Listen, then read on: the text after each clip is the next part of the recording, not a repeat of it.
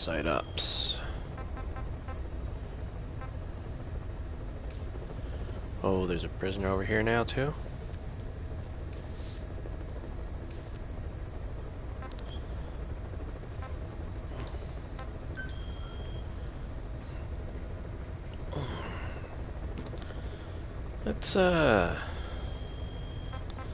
Let's see here.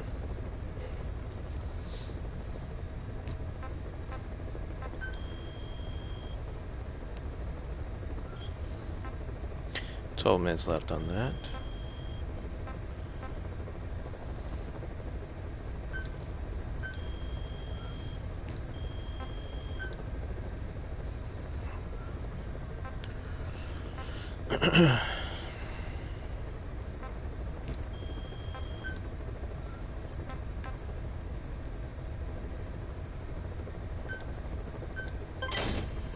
Really want that. It's just a must. I have to do it. And what music have I got?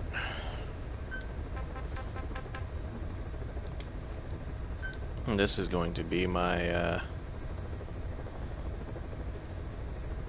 music for my speakers too.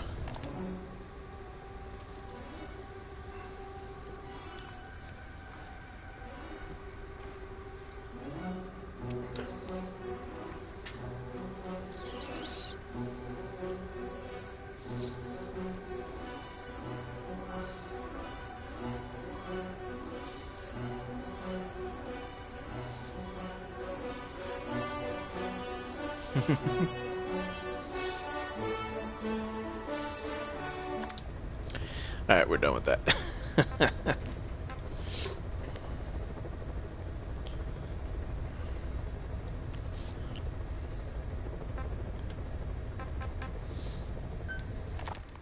Christmas Eve, 1979. The Soviet Union rolled into Afghanistan. Muslims have revolted against the Soviet-friendly regime established the year before. The DRA forces could no longer contain it themselves, so the Soviets went in to intervene. The Afghan government was powerless and fraught with infighting. They lost the hearts and minds of the people, and that alarmed the Soviet leadership. With the Islamic Revolution happening in Iran, the Soviets felt they had to act fast or risk the spread of Islamic revivalism. A superpower, sending a motorized rifle division against men on horseback with antique rifles. Everyone thought it'd be over in an instant, only it wasn't. Some Muslims made their fight a jihad, a holy war, and began a guerrilla campaign on all fronts. A war of attrition. These fighters call themselves Mujahideen. They're being supported by the West through Pakistan. That's why Miller was involved. He was training them near the Zero Line, sponsored by the CIA. The war has become a nightmare for the Soviet troops stationed here. They thought they'd be headed home in 6 months at the most. Then a year passed. 2 years. Now here we are 4 years on with no exit in sight. Afghanistan has become the Soviet Union's Vietnam. The Soviet troops on the ground want to go home, but at least they have homes to go back to. The Afghans have lost theirs. The Soviets destroy the kishlaks, villages, wherever they can. They burn down homes and fields, fill in wells, turn pastures into minefields. It's created a mass of refugees who fled to Pakistan. If the Mujahideen are fish swimming around the villages, the Soviets will go so far as to dry out their ocean. But this has had a big price. There's bitter resentment among the Afghans, and they're taking out their anger on the soldiers on the front lines. Among the Mujahideen are the Pashtun people. They're fiercely devoted to their code of Badal, or revenge. Soviets they've captured have had their hands, feet, and noses cut off before being left to die at the side of the road, just to show their comrades what they're capable of. Friendlies who come across them can do nothing but put them out of their misery. Then they burn down another village in retaliation. And the cycle of vengeance goes on.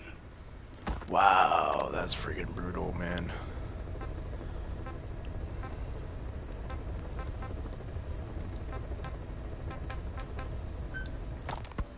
This war Kremlin never expected to have this much trouble against the Mujahideen. Afghanistan is a tribal society. Tradition demands that its people stand up to any outsiders who set foot on their land. With the honor of their people at stake, they have everything to fight for. No matter how hard the Soviets hit them, they continue to appear out of nowhere, striking back, then vanishing again. But there's one thing even the Mujahideen fear. Every last one of them. The Soviet gunships.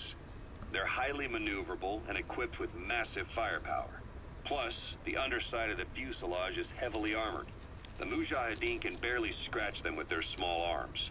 Anyone who hangs around gets mowed down by the gunship's heavy machine guns. This new honeybee weapon that was given to the Hamid fighters, it's no doubt something to help them strike back against the gunships. Which makes it a weapon that could change the course of the war. Those guerrilla fighters known as Mujahideen don't actually belong to a single organization. I got the Afghan Afghanistan is a lullaby. multi-ethnic Sweet. country. You've got the Pashtuns, the Tajiks, Uzbeks, Hazaras, and each of them is split into their own tribes, large and small. Each ethnicity has several rebel organizations that their various tribes gather under. They're united under the banner of jihad. That doesn't mean they work like a single standing army. Just look at the area around Smasi Fort. A lot of Tajiks used to live there, but they fled after the Soviets started their Scorched Earth campaign. With the area uninhabited, the Hamid fighters, who are Pashtun, decided to move in. The Hamids are based out of the city of Peshawar. We passed through it on the western edge of Pakistan. The Pashtun people have long lived in Afghanistan and western Pakistan. They used to travel back and forth frequently. Then Britain went and established the border that still stands today. The Hamid fighters get generous support from the Pakistani government. The government wants to use them to secure influence over Afghanistan. Their liaison with the Hamids is Inter-Services Intelligence, and behind the ISI, you have the CIA. That's probably how the honeybee ended up in the hands of the Hamid men. Well, what do you think? Kaz, what about the unit that attacked us in the mist? You knew something about them. That wasn't my first run-in with them. It happened right before I was captured by the Soviets. We were on the zero line that day, the Afghan side, on our way back from training the Mujahideen at a mountain camp in Kunar province. There's a lot of that work in Afghanistan. 5 minutes to BS go. stay away from it because it draws too much attention. But for us, that was the whole point. The job itself went great. We just had to make it back to a tribal area in Pakistan. But all of a sudden, visibility got real bad. Hey, There was Sable. no sandstorm. Our point Come here, man girl. gave this strange report. He said he could see Come here. skulls in the mist. Come here. Skulls. Come here. The next moment, he went silent. We scrambled into formation right before his arms Yes. and legs came raining down on us. It was always supposed to be a dangerous mission, so I had Diamond Dog's very best with me. We were calling out to each other. But one by one, their voices just went dead. Whatever happened to me, I lost consciousness before I knew it. When I came to, I was in a Soviet camp, tied to an interrogation chair. Could they be some new Spetsnaz unit? No. The ones that interrogated me were just the average rank and file. Whatever group attacked us, the way they moved was just insane. And that mist, appearing out of nowhere. The Soviets don't have tech like that. If they did, Ocelot would have heard about it. I doubt the West does either. Otherwise, the folks in Langley would be sleeping a lot easier. Why'd they come after you? Wish I knew. I'm the only one who survived. Though I don't think they planned it that way. If I was their target, they wouldn't have just handed me over to the 40th Army. Whatever the case, we need to watch our step until we know who they really are. And boss, if you ever do run into them again, don't try to take them on. You just get the hell out of there. When I first started dealing with Zero, with Cypher, it was a Allergies somewhat are acting up. parasitic relationship. Though, a mutually beneficial one. Cypher had no army of their own, so they wanted us. They wanted our strength. They approached me as a potential business partner. But they had other motives. Cypher coaxed us into Central America, into that US-Soviet proxy war, to fuel Mother Base's growth. Once we were big enough, they'd force us to join them. That was the plan. That's why they had Paz, still Zeke. Right. And if we refused, she would use Zeke to fire a nuke from Mother Base. The world would consider us a liability, and countries would unite to destroy us. We stopped the launch. And yet they still took us down. Through that fake inspection they orchestrated to cover up their sabotage. That power Cypher wanted. We don't have it anymore. So why are they still after you? Is it just the fear of leaving you alive? I don't know. Was Zero really... All I know is the man I knew wouldn't want this. What do you mean? We have to consider that it might not be Zero we're dealing with. We know virtually nothing about Cypher anymore. How big they've gotten, what they want, or even who they really are. The new Mother Base started out as a test drilling rig operated by a mineral resources supplier, but their project fell through. The Seychelles government was happy to hand the place over to us. It was just scrap on stilts. So with a few dummy construction companies set up as fronts, we started renovating the half-finished rig. From the outside, it looked like the project was back on rails. Kaz, you... What? I see what you're doing. Recreating the Mother Base we had 9 years ago. Only this time. That's right. The Mother Base Cypher thought they destroyed will return from the grave to kill them. We'll prove to the world that we were the victors. And if we lose again? They can't fool us the same way twice. Now our enemies are in plain sight. And when our organization gets too big, we split it across companies. Any company that draws attention gets liquidated, and its capital is back-channeled into a new company. Most PFs are small-time operations anyway. And in this business, the minnows go bankrupt all the time. We've never aroused suspicion. Plus, we have Hewick. Hewick? Human Exploitation Company. It's a business specializing in intel gathering. Think of it as a civilian intelligence agency. Kaz, that's... Remember what they were trying to accomplish at the prison facility in Cuba? That gave me the idea. We dispatch moles into conflict zones around the world, and each sets up an intel network on site. Then they stay in place to give us stable points of contact when other nations intervene in the conflicts. Hewick's strength is that it has a cutout at each level. You get your job from one guy, then you hand it off to another. No one has direct access. It's a perfect black box. Hewick members also work their way into the superpowers intelligence agencies to make sure Diamond Dogs gets work. We have those countries by the balls. That's our deterrent when we need it. Networking. In the intelligence community? Sure, that's how we've grown this far. And when you go out on missions, intel from Hewick will be there to back you up.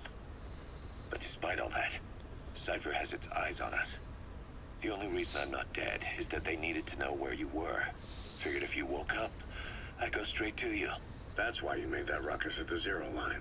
Yeah, to make their own surveillance work against them. I think it took some of the heat off Cyprus. Kaz. Then I just had to wait for you to save me. And I've gotten used to waiting. Kaz. That's not all. It was a good chance to scout the market. And with the West wanting the Soviets out of Afghanistan, their agencies are bursting at the seams with funding. Boss, let's start by building up our Afghan presence. Why put Mother Base in the Seychelles? We're at the center of the world here. We're all the way out in the Indian Ocean. Come on. Lebanon, Sri Lanka, East Timor, and Africa. From here, our reach extends to conflict zones the world over, including Afghanistan, of course. So it's prime real estate for a mercenary. Exactly. Latin America isn't as close as I'd like, but we have Amanda and her people to help in that department. And besides, the Seychelles government owes us a favor. Owes us? The Seychelles has strong ties to the East, which the West wanted to shake up. It came to a head 3 years ago in an attempted coup. It was a force of South African mercenaries with U.S. backing behind the scenes. I'll let this one They were finish only and then I'll platoon-sized. move on South Africa is home to to some Mother heavy Base. PFs. Too much I for think the I'm gonna Seychelles to handle. call it for the night In the end, they because accepted help from the I've got Tanzanian army. one and more quelled the day coup. of work. We set up the deal and handled on-site Yeah. tactical instruction. That led to some training work for the Seychelles military. And when we put down a mutiny within their forces, well, we made a lot of people happy. They don't pay us. They just let us have a piece of their offshore territory on the promise we'll come running if something else happens. So we're bodyguards, too. It's a good setup. We can only take Mother Base so far here. We'll have to find somewhere else when this place starts getting big. Aren't you being a little hasty? Nothing hasty about it. You're back with us now. Done for thou. Alright, let's go check out my mother base.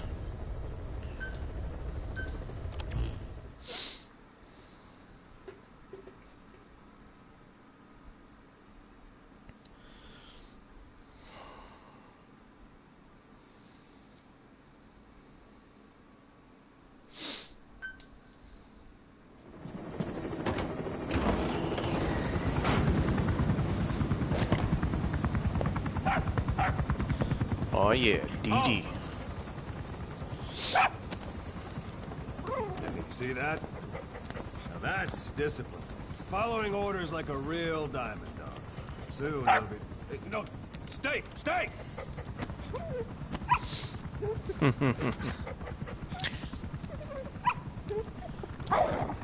That's my little girl. Did it. Go! Or boy. I don't know if it's a boy or a girl. I don't see testicles. Then again, I don't see a vajayjay either, so...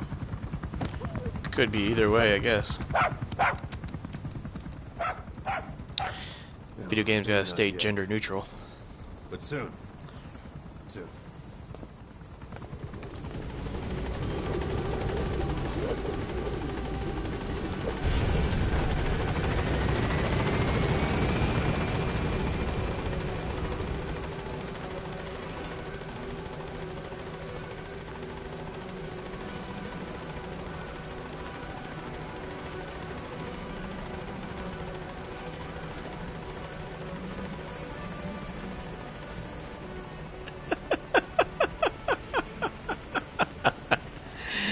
Oh, that Rite of the Valkyries.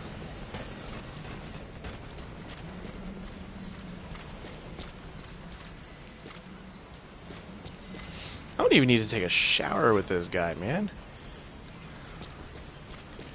Dude freaking went in there and wrecked shop without getting a single person to even notice him.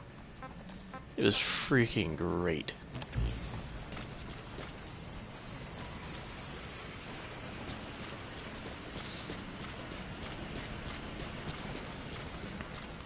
Welcome home, boss.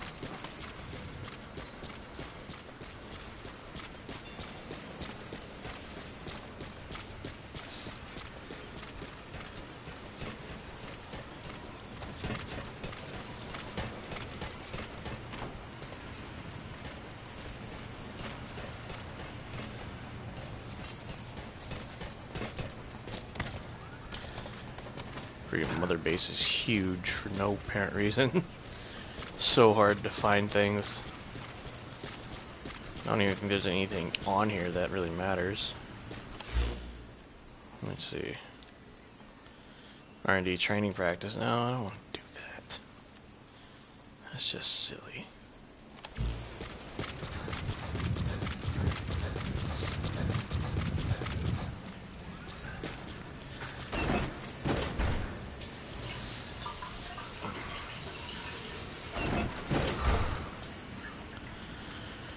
Alright guys, well that's it for the night. I'm going to go ahead and cut the stream here so that way I can get me some sleep for work tomorrow. It's actually only an hour and a half long stream, unlike the last couple 2-hour to 3-hour streams, but still had fun regardless, and it was fun hanging out with you guys in chat. So if you have any interest in following the stream, go ahead and do so. I'll be streaming some more tomorrow.